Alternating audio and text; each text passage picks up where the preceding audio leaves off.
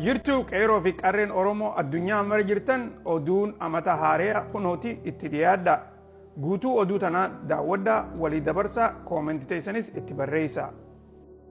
Pireezidantiin Ameerikaa itti aanu Doonaald Tiraamp amata baranaa isaa fi waayillansaati wajjin akka gartee mana isaa kan Floridaa jiru Maaralaagootti waliin dabarsuu isaanii qofa odoon taane isaanii numaatu gammachuu keessa daansii taphatu viidiyooleen adda addaa kan bahu oduudhaaf garsiisaa ture. Akkasuma sanitti Elon Musk fi Vice President Pence achi mul'atu. Akkuma gartee amma duratti yeroo hedduu Vice President Elon Musk jaaniini namni yaamu takkaa'u President Musk jaaniini namni yaamu President Trump cinaa taa'ee isaa daansii taphatu akkasitti viidiyooleen adda addaa ni garsiisa. FBI mana gurbaa tokkootti boombii 150 ol agarree jaanii oduun baatituun ni ibsiti.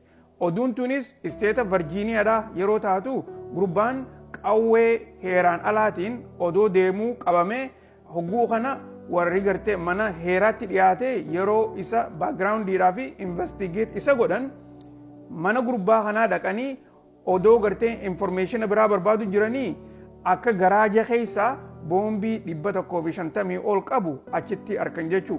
Gurbaan kunis qawwee qofa odoo hin taane rasaasan adda addaatii fi akkasumas meeshaalee lolaa akka qabu achitti mul'atee jira. Eegasan booda haareetti warri FBI takka warri isa investigeet godhu jiru himannaa biraatiin isa gartee koortitti dhiyeessanii jiran jechuudha.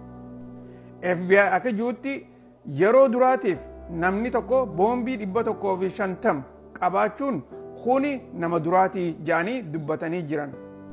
Ummanni biyya Siiriyaadhaa hiriira nagaa bahuudhaan warreen gaafa President Bashar al-Assad biyya san bulchaa ture hidhamanii ajjeefamanii takkaa'uu dhabaman kan ilaaman tana achi buutee isaanii hin beekne hunda akka gartee ilmaan isaanii deebi'aniif mootummaa haarii ammaan tanaa gaafachuudhaaf hiriira bahanii jiran.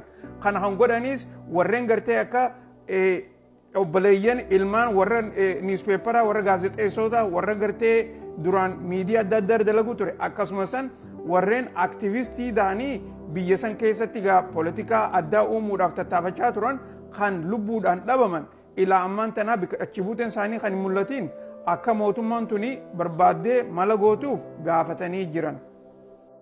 Mootummaan Yukreen gaaza Raashaa irraa ka'ee Yukreen keessa dabree Yurooppii dhaqu kan uummata Yurooppiidhaatiif gartee gurguramaa ture yeroo dheeraa dhaabuu siidhaa ibsitee jirti.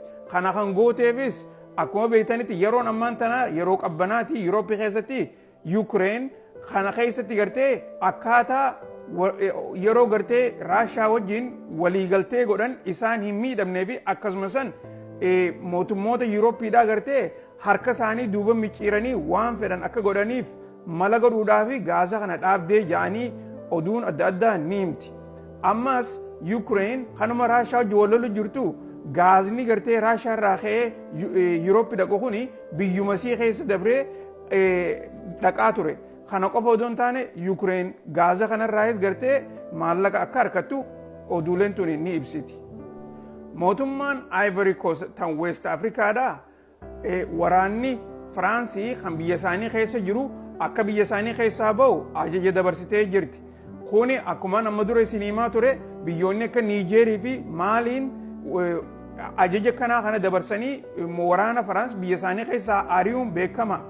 Ivory Coast amma tan boodarraati. Isinis walii booda wataaddarri Firaans biyya teenya keessaa akka bahanii nuti hariiroon teenya isaanii wajjin hariiroo gartee akka biyyoota biraa ta'uu qaba malee biyya teenya keessa ta'anii kaambii ijaarratanii wanni isaan godhan hin jirtu jettee ibsa kana miidiyaadhaaf gootee jirti. Mootummaan Israa'el ilaamaan tanaa uummata Gaazaadhaa akka malee lafarraa fixaa jirtu guyyuma irraa amata haaraa kanatti nama 17 ol lubbuu isaanii dhabamsiisu miidiyaaleen adda addaa ni hima. Warreen kana keessaayis ijoollee xixiqqoo akkuma footoon duuba gartan tana ijoollee xixiqqoo kan bakka sanitti ajjeesan yoo ta'u duutituun gartee akka malee itti jabaachaatuma deemaa jirti malee waan irraa laaffatu takkallee hin jirtu fakkaatti. Garuu gaman gad dandeenyuun du'aayuma goonaa fi isinillee du'aayii godhaaf. Oduun arraan tana fakkaatti viidiyoo biraatti nama ol deebinu nagayaan tura.